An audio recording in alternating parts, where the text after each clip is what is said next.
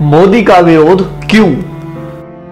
क्या मोदी कोई विदेशी है जो बाहर से आकर प्रधानमंत्री की कुर्सी पर जबरदस्ती बैठ गए हैं? क्या मोदी का चरित्र दागदार है? क्या मोदी ने कोई भ्रष्टाचार किया है? क्या मोदी अपनी तिजोरी भर रहे हैं नेहरू गांधी परिवार की तरह? क्या मोदी का कोई बेटा, भतीजा, भाई, भौजाई जिसको वो लाभ देने में लगे हैं? क्या मोदी की विश्वसनीयता संदेह के घेरे में है?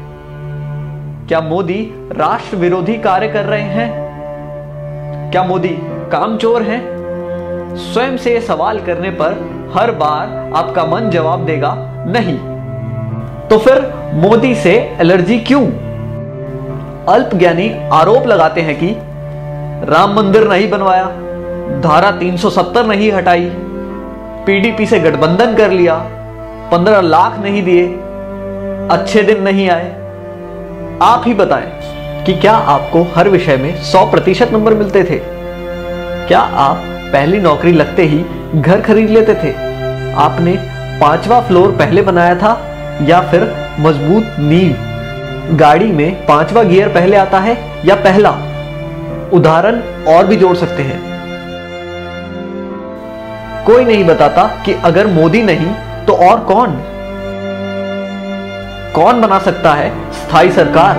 कौन बनवा सकता है राम मंदिर? कौन हटवा सकता है धारा 370? कौन करवा सकता है किसानों की सुरक्षा? कौन कर सकता है भारत की रक्षा? ये एक साजिश है लुटेरों की, ताकि आप फंस जाएं और इनको लूटने को मिले। मई 2014 से आज तक सारे चोर चुहार, देशद्रोही, आतंकी टाइप के लोग पगलाए हुए हैं। जरा सोचिए, अगर आपने आज मोदी का साथ नहीं दिया तो जैसे वाजपेयी सरकार के जाने के बाद सोनिया की गुलामी 10 साल करनी पड़ी थी, अब की बार शायद 100 साल से भी ज्यादा करनी पड़ेगी। खून के आंसू रोना पड़ेगा। एक बार जरूर सोचें।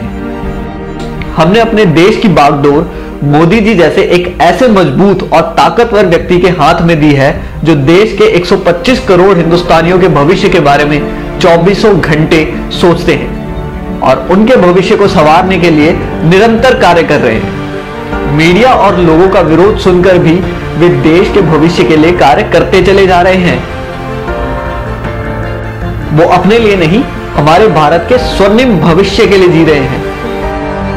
गर्व करें कि आप मोदी समर्थक हैं, कोई इटली की टीम के गुलाम नहीं या चीन का साथ देने वाले वामपंथी नहीं, ना ही अन्ना हजारे के साथ भारत माता की जय बोलकर सीएम बनने वाले और आज भारत माता की जय नहीं बोलने को जायज ठहराने वाले किसी के चेले नहीं। आप ही बताइए, जब देश का बंटवारा हुआ तब सरकार किसकी थी? जब पाक अधिकृत कश्मीर बना तब सरकार किसकी थी? जब मुंबई पर हमला हुआ तब सरकार किसकी थी? जब चाइना ने जमीन हड़पी तब सरकार किसकी थी? जब वीर सैनिकों के सर काट के पाकिस्तानी ले गए तब सरकार किसकी थी? बोफोर्स का घोटाला हुआ तब सरकार किसकी थी? सैनिकों की वर्दी पर पैसा खा गए, वो सरकार किसकी थी? सरदारों का कत्लेआम किया, वो सरकार किसकी थी? शिमला का समझौता कर देश की बेशकीमती जमीन पाकिस्तान को दे दी गई, तब सरकार किसकी थी? आसाम में हिंदुओं का खून बहा, तब सरकार किसकी थी?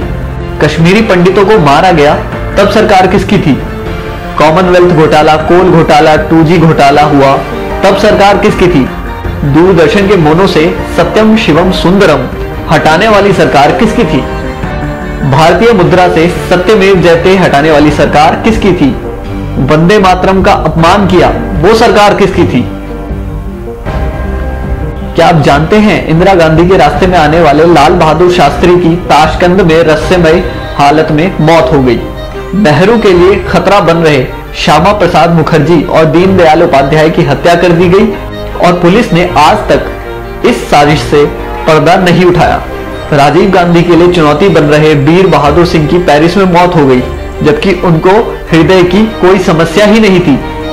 सोनिया गांधी के खिलाफ कांग्रेस अध्यक्ष का चुनाव लड़ने की 2 लोगों ने हिम्मत की, राजेश पायलट और जितेंद्र प्रसाद। राजेश पायलट की कार को एक रहस्यमय तरीके से ट्रक मारकर गायब हो गया और जितेंद्र प्रसाद बरेली के एक सर्किट हाउस में मर गए।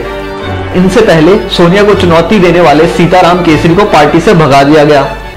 राहुल गांधी के लिए खतरा साबित हो रहे माधवराव सिंधिया एक प्लेन एक्सीडेंट में मारे गए, जबकि उनका प्लेन ब्रांड न्यू था, उसमें कोई समस्या नहीं थी और किसी भी मौसम में उड़ने का सिस्टम लगा था। कांग्रेस और विदेशी कंपनियों के लिए खतरा बन चुके राजीव दीक्षित की मौत हो गई। राजीव भाई की मृत्यु की खबर किसी मीडिया चैनल ने नहीं चलाई। मित्रों, जो भी इस परिवार के अत्याचारों के खिलाफ आवाज उठाता है उसकी रहस्यमय हालत में मौत हो जाती है।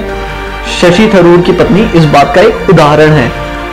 संविधान की धारा 30A के तहत विद्यालयों में गीता रामायण पढ़ाना क्यों प्रतिबंधित है और मदरसों में कुरान और ईसाइयों को बाइबल पढ़ाने की छूट है। हिंदू मंदिरों और तीर्थ स्थानों के चढ़ावे पर 70% सरकार का हक, मस्जिदों और मजारों पर चढ़ावे का पूरा हक उन्हीं का, साथ ही सरकारी अनुदान। बाबा अमरनाथ और कैलाश पर्वत की यात्रा पर सरकार को टैक्स, लेकिन हज यात्रा पर सब्सिडी। इच्छा है तो इस मैसेज को आगे बढ़ाएं, वरना स्वयं को भारतीय कैसे कहेंगे। जय हिंद।